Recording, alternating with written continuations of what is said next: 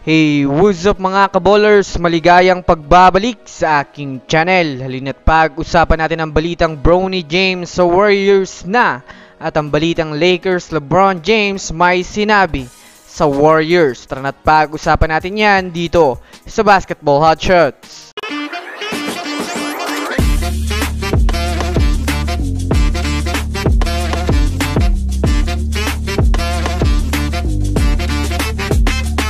Na nga muna tayong dumako mga kaballers sa balita patungkol sa hindi na nga daw makakaulit pa ang Boston Celtics next year. Well, alam naman nga po natin sa ngayon mga kaballers na nasungkit na ng Celtics ang kanilang kampyonato magmula ng taong 2008. Ngunit kahit man nga po nag-champion sila ngayong taon ay marami pa rin mga nagsasabing hindi na nga daw makakaulit pa ang Boston Celtics sa susunod na taon. Kung susumadahin nga natin mga kaballers, lahat nga daw ng nakabangga ng Boston Celtics sa Eastern Conference ng playoffs ay puro na injury ang mga superstar nila.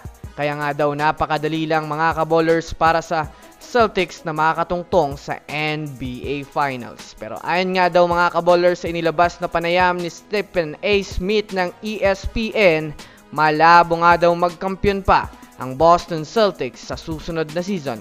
Ano sa tingin nyo mga kaballers?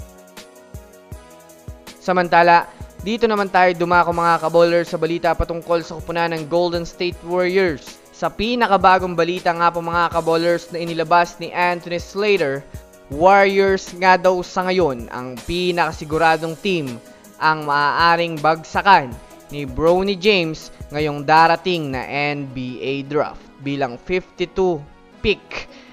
Alam naman nga po natin mga kaballers na nagbigay na nga po sila ng panayam itong si LeBron James dati pa na ang huling 2 taon niya nga daw mga kaballers ay ilalaan niya sa kanyang anak na si Bronny James, kaya mataas nga po mga kaballers ang porsyento na makuha ng Warriors itong si Bronny James ngayong season. Kaya naman kapag nga po nangyari itong mga kaballers ay automatic na nga po mga kaballers na maaaring mapunta si LeBron James sa kanilang team. Abangan natin ito mga kaballers. So that's it for today's video mga kaballers. Yan lang ang ating pag-uusapan sa ngayon. Pindutin ang subscribe and hit nyo na rin ang notification bell para sa mga susunod na updates sa mundo ng basketball. Again, this is Basketball Hotshots. Thanks for watching.